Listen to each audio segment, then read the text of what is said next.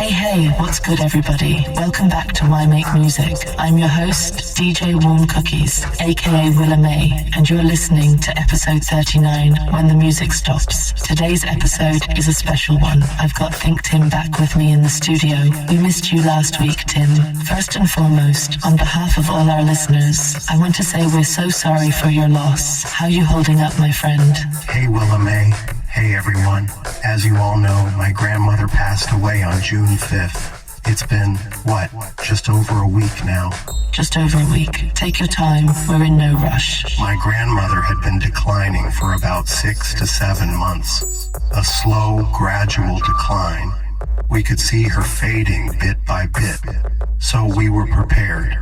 In some ways, I feel like I started grieving while she was still here, like anticipatory grief. Right, you see it coming, but you can't really ever be ready for that final moment. Exactly. Even though my logical brain was saying, this is the natural course of life, the moment she took her last breath, that moment felt like the music just stopped.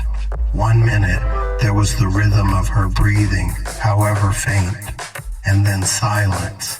I can imagine. Were you and your family with her at the end? Yeah, she wasn't in pain. She just slipped away. In that sense, it was a relief to see her free from the suffering that had stretched on for months, but it still felt so final. I remember just listening in the silence after, wow, she's really gone. Thank you for sharing that. I know it's not easy, and you had a lot on your plate these past months, caring for her. Yeah. Grandmom, even at 94, still had her sharp wit when she was feeling okay. She'd crack jokes and talk trash about anyone or anything. Oh, that's beautiful. What was her name, by the way? I realized I'm calling her grandmom, like she's everyone's grandmom. She really was everyone's grandma in a way. Her name was Emma Dolores, but to me she was just grandmom or grum to my kids, and she was the oldest on left of our family. Her mother was Willa May. Sounds familiar? Strong, independent lady. Very practical-minded too. Damn yeah, I remember that. I remember you mentioning that, and that practicality kind of you. My namesake, her mother. She was always clear about what she wanted when her time came. She didn't want a big traditional funeral or homegoing ceremony. Her wish was to be cremated, and this was the part that's caused some drama. She did not want a funeral service at all.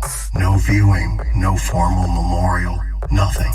That's definitely non-traditional, especially in African American culture. A lot of our elders expect a homegoing celebration. The whole church service, the choir, the repast with all the family and community gathered. Exactly. In our C culture, a funeral isn't just for the deceased. It's for the living to come together, grieve, celebrate, support each other. So, when we honored Grandma's wishes and didn't hold a funeral or memorial service, some of the family were, let's say, not pleased. I can imagine the tension. What kind of pushback did you get?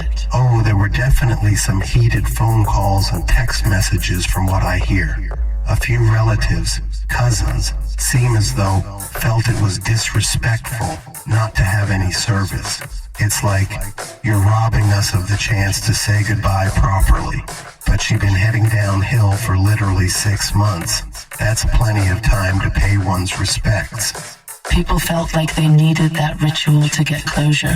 Right, I don't know, that was a big part of it.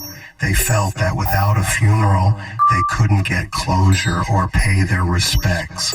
And I do understand that funerals and rituals give people a sense of finality, a way to say that last goodbye in a structured way.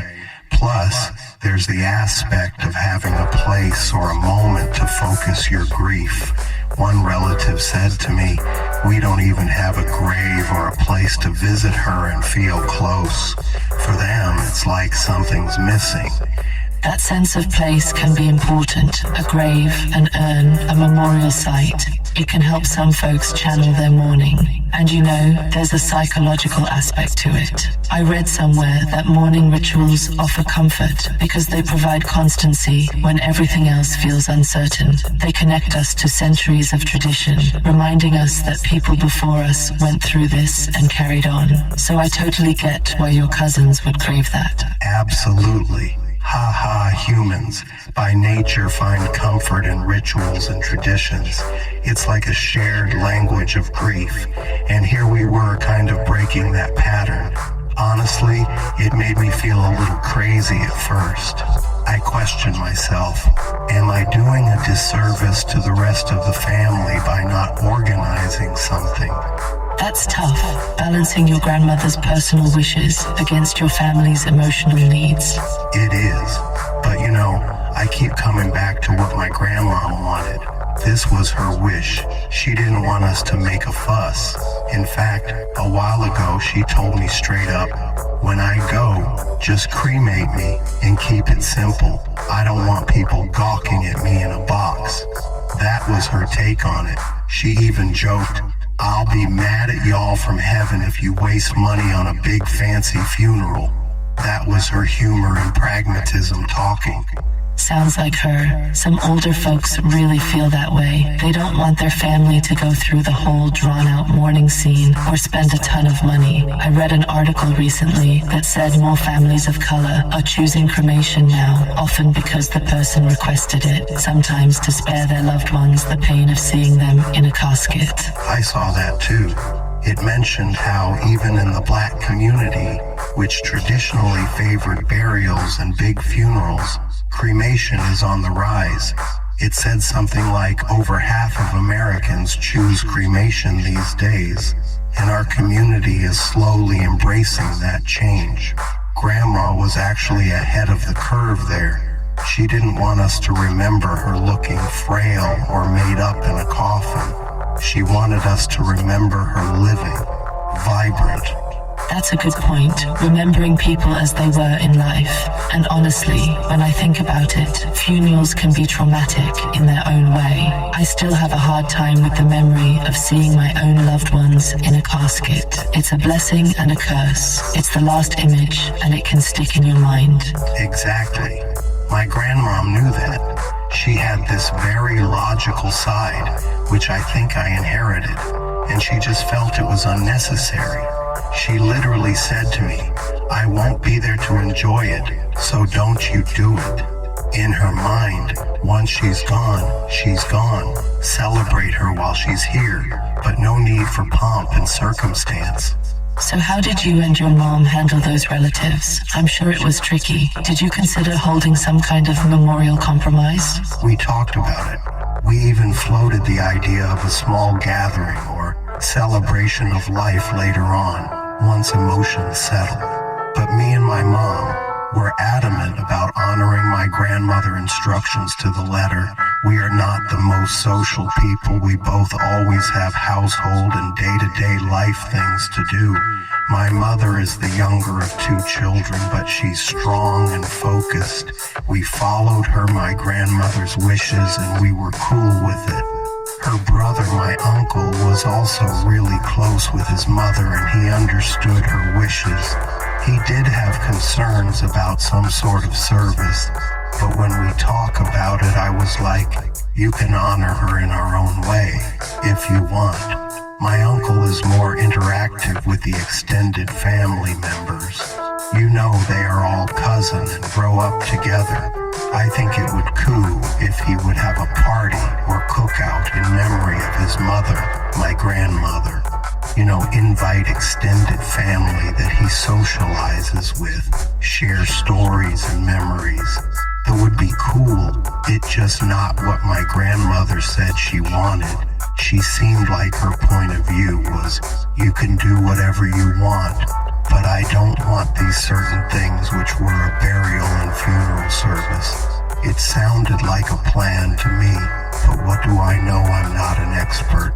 That's real. You won't please everyone in these situations. Grief can make every decision emotional, and in a close-knit African-American family, deviating from tradition can feel almost like a betrayal to some. Thank goodness that ain't the case here. I think eventually the others will come to understand, even if they don't fully agree. Besides, how long can people really talk about funerals and services before it just becomes odd? In all honesty, it's a done deal at this point.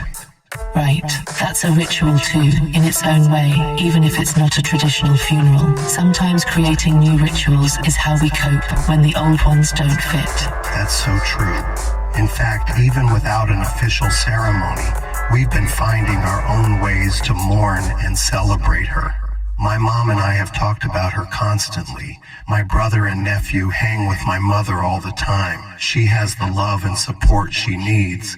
And you know, that's culturally aware too, because Black funerals, at their core, are about community, storytelling, music, food, all of that. You did those things, just in a non-traditional setting. The format was different, but the heart of it was the same. I hadn't thought of it like that, but you're right. We did uphold the spirit of party. We had a get-together for Cyrus, graduation from high school the past weekend in the midst of all of this. It was a celebration for a different reason. There was food and beverages. My brother and nephew come through. Well wishes and kind word were shared by those in attendance. But like I said, we are moving forward. The food is always on point, Lisa. My wife can cook and prepare for an event. It just so happened that it just wasn't a celebration of life, but a fun graduation party. Yes, food is healing. I don't care what anyone says. And shout out to Lisa for holding it down. She's amazing. How's she been through all this? My wife is cool, and I like her just as much as I love her, which is more important than loving her. Her perspective on all this has been so helpful. She nudges me to do the right thing because I'm extremely, at times, detached and analytical and focused on moving forward. I figure everyone deals with things the way I do, and her approach is like a public relations department when it comes to me dealing with the outside world. She fully understood honoring our grandmother's request. She actually made sure that I clarified with my mom and Uncle Stretch several times leading up to my grandmother's passing.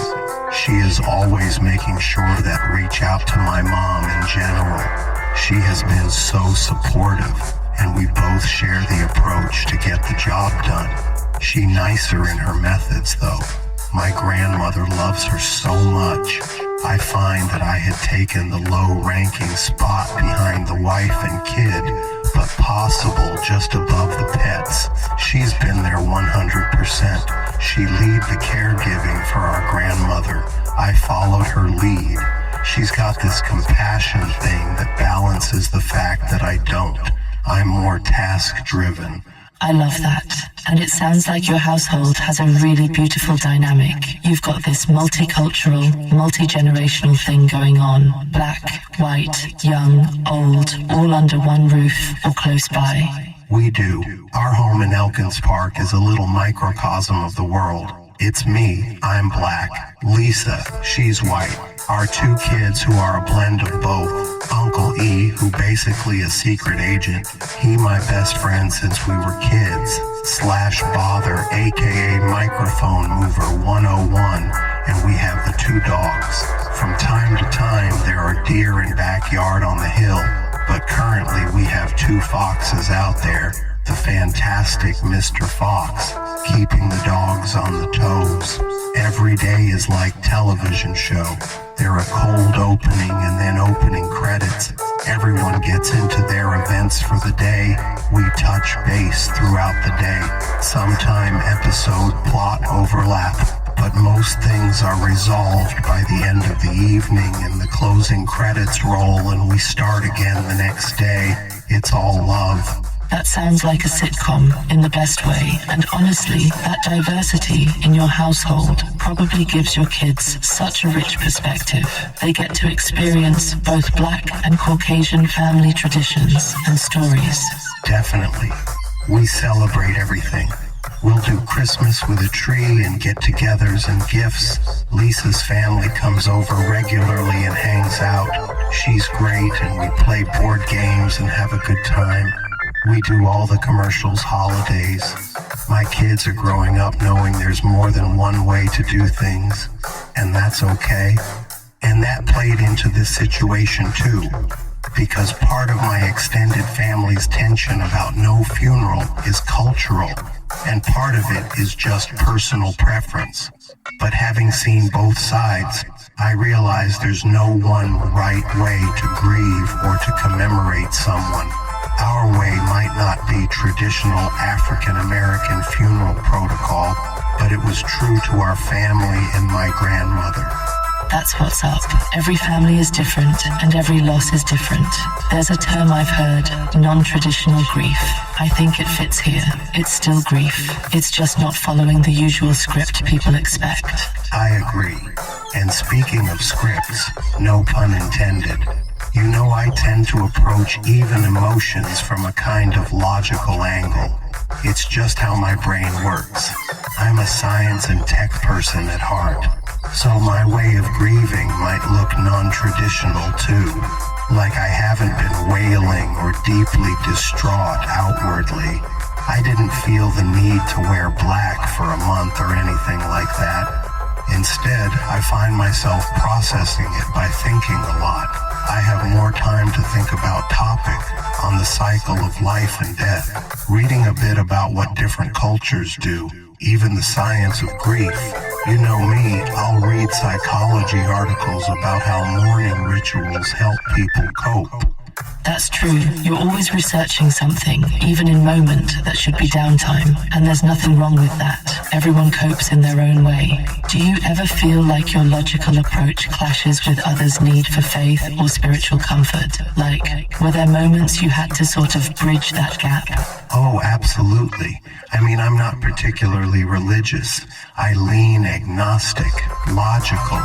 I didn't find myself saying she's in a better place or imagining her in heaven looking down, because my mind just doesn't automatically go there. But a lot of my family does take comfort in those ideas. My mom and uncle, I know she's up there with relatives smiling down on us. I don't necessarily share the exact belief, but I respect it. I didn't argue or say, well, actually, scientifically, no, that would be awful. I just listen because I know that's their way of showing love and finding peace. That's very considerate. You didn't let your personal views get in the way of receiving the intent behind their words. Exactly. And even I found myself doing something kind of outside my norm.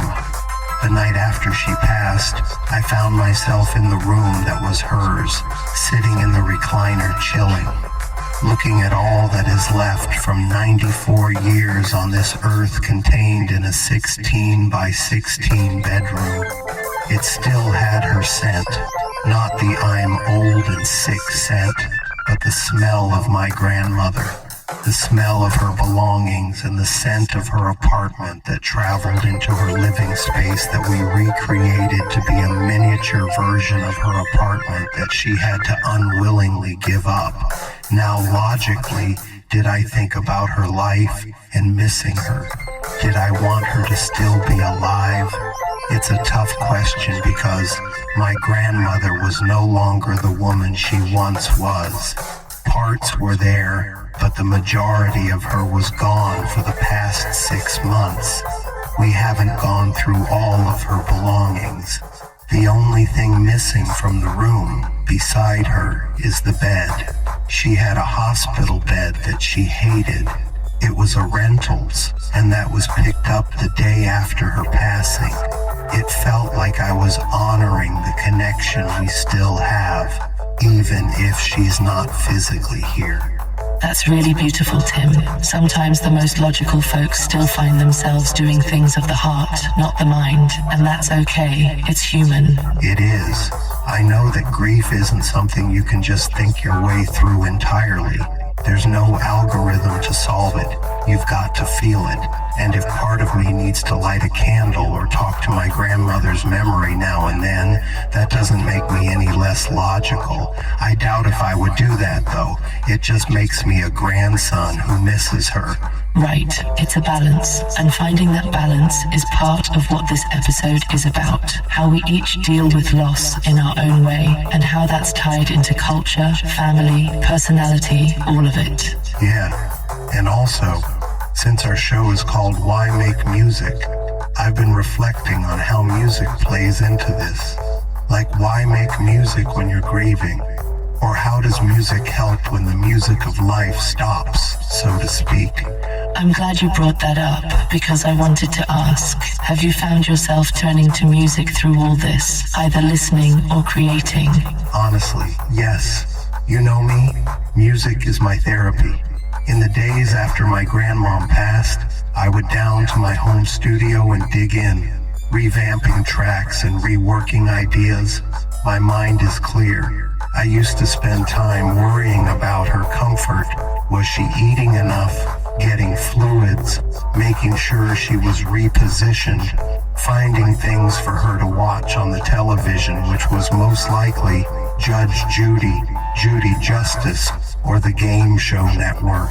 She knew I spent my free time making music, and I would come upstairs and share some ideas with her and let her listen to new tracks. It was one of the ways I shared my music with her, but this last week after her passing, I have been super productive. That's amazing. You created something out of your grief. That's one of the purest reasons why we make music, isn't it? To express what words can't.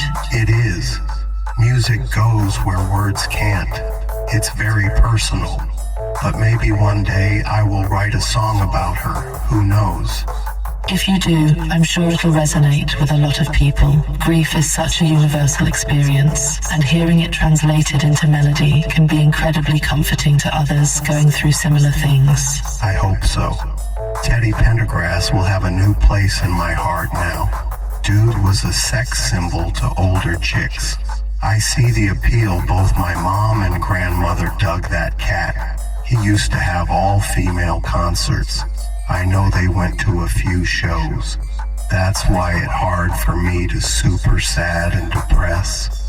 I've been told so many crazy things from my grandmother. She had a fun life. That's where you must hold on to those memories. Everyone deals with death in different ways. You seem like you are leaning into the good spirit and fun person your grandmother was, or still is. It's hard to phrase things. What was present is now past. Exactly. In African American funerals, for instance, music is huge. Those gospel songs are both an expression of grief and a source of strength. Even though we didn't have a church service for my grandmother, it's not what she wanted. She wanted us to continue our lives. For me, it was to continue Why Make Music, the podcast, continue working on our next project. It sounds like it, and it underscores something. Even when the music stops, in terms of a life ending, the music of living keeps going, through memories, through songs, through the love that's still here. That's a perfect way to put it, Willa May. The music of living keeps going. I've been thinking about the title of this episode, When the Music Stops. When you lose someone, it can feel like the soundtrack of your life goes silent for a while. But then slowly, you start to hear it again, maybe in a new way. You hear their melody in the background of your days. You pick up instruments of coping, whether it's faith, family, creativity, and you find a new rhythm. Yes, the track changes, but it doesn't end. Maybe it turns into a remix with their memory woven into your life song. I love that. A remix of life that includes their harmony. I definitely feel grandmom's harmony in my life was crazy and sometimes too real, but when I'm working on music, I can hear her saying, "You were in the basement doing music. What can't you do?" Those things stay with you. She's part of you, so in a way, her music never stops. That's right. And that thought gives me a lot of peace. Before we wrap up, I want to say to our listeners, if you've lost someone, or when you inevitably do, because we all do at some point, know that it's okay to grieve in whatever way feels right to you. Traditional or non-traditional, religious or secular, loud or quiet. There's no single correct way to mourn. What matters is that you allow yourself to feel and heal and hopefully find something, be it music, community, prayer, or just silence, that brings you comfort. Absolutely. This episode has been heavy, but it's also been healing to talk it out. Thank you, Willa, for guiding this conversation with so much heart. And thanks to everyone listening for giving me the space to share. To answer the question, why make music? In this context, we make music because it helps us process life's hardest moments. We make music to honor those we love. We make music to keep the memories alive. And we listen to music for the same reasons. Exactly. And if I can leave a closing thought, it's this. Losing someone dear is like a song ending unexpectedly. It can leave you in silence, but you can press play again. You find a new song to carry in your heart. In many ways, my grandmother's song is still playing through me, through my mom, through my kids. It didn't really stop, it just changed form. The music never truly dies. It lives on in us. It does. So even when the music stops, keep humming. Keep that soul music in your heart, because that's how we continue on. That's how we continue the music after a loved one's passing. Beautifully said. ThinkTimm. Beautiful. All right, everybody, thank you for tuning in to this deeply personal episode of Why Make Music. We hope our conversation today resonated with you, maybe even helped someone out there who's going through a loss. Remember, you're not alone, and it's okay to grieve your way. We'll be back next time with hopefully a lighter topic and more of our usual creative banter. And you know Grandma wouldn't want me moping around. She'd be the first to tell me to get up, get back to creating. So I will, and we will. That's right, the beat goes on, my friends. The beat goes on. Thank you for listening to episode 039, When the Music Stops. If you enjoyed this, or it touched you in some way, do us a favor and hug your loved ones a little tighter tonight. Maybe play a special song in honor of someone you miss. But before, let's hit you all with the shout-outs. You already know the vibe. WDMN Nation. This one's for you. ThinkTimm brand in full effect. You can follow us everywhere. Instagram at Why Make Music, at ThinkTimm, at DJ Warm Cookies, Facebook at ThinkTimm, at WDM Nation, ThinkTimm on SoundCloud, Blue Sky at ThinkTimm, all streaming platforms, all podcast apps. And yes, we're keeping it going with the new series, Why Make Music the Producers, profiling the architects of the sound from Tay Keith to Wonder Girl, Jack Antonoff to Sly Stone. Yep, all that. But today, we're slowing it down and being honest about something every human goes through: loss. When Grandma passed, we honored her wishes. She asked not to have a funeral. She wanted to be cremated, kept it simple, and that's what we did. But that shook some folks up, especially in the Black community where a big homegoing is tradition. Exactly. In our culture, a funeral isn't just about the deceased. It's about the living. It's closure. It's community. It's song, sermon, and soul food. So when you don't do that, it raises questions. But not every family fits the mold. And my family, we're diverse. My wife, Lisa, is white. Our kids are multicultural. My mom, Donna, is African American. My household is held together by science, logic, awareness of people's religious beliefs and faith. Most importantly, love. In my home, we respect faith, but we don't practice organized religion. My grandmother and my mother are religious, and my grandmother's choice to skip the ceremony wasn't rejection. It was a personal decision grounded in clarity. Clarity that at 94 years on this planet, she has outlived the vast majority of her friends, close relatives, and mates. My grandmother just wanted to be at rest. No parade, no service. In her old age of wisdom, she figured that when she was gone, she was gone. Why worry us with the unnecessary? It made sense to me. And when the extended family wanted a service and y'all said no? We said, feel free to honor her however you like, but we already did what felt right, quietly, in peace. In my household, we talked about for months, and my mother and I talked about how it was going to affect us, and how we were living her slow passing for months. When the day came, of course there was emotion, but there was also understanding. That was the send-off. That was an end of an era. The next part of life was to continue. I say continue because the world around us didn't stop. So today, we talked about non-traditional grief, about finding your own rhythm when the usual rituals don't apply. Whether you mourn with gospel choirs or lo-fi beats, it's all love. Because when the music stops, it's just an interlude. We still got more tracks left. Grandmom's songs are still playing like Teddy Pendergrass yelling, turn off the lights. Michael McDonald and other folks like Nancy Wilson, The Whispers, or even Miles Davis. Through my mom, my Uncle Stretch, through my kids, through me, the music plays on. So for everyone grieving right now, in your way, in your time, we see you. There's no single playlist for pain. Just make sure your soundtrack stays true. And remember, y'all, we make music to hold the moments, to carry the ones we lost, to remind ourselves that silence isn't the end. It's just a pause before the next chorus. This has been Why Make Music, episode 039, When the Music Stops. WDMN, ThinkTimm, DJ Warm Cookies, Willa May. Find us everywhere, and if you're looking for meaning after loss, maybe it's time to hit play again. Peace, love, and thank you for listening. Remember, we hold memories, good ones, bad ones. They are all what one chooses to make of them. I choose to make them all part of my life, my download, my upgrade. Peace again and be wild. We'll catch y'all on the next one. Keep the music going, always.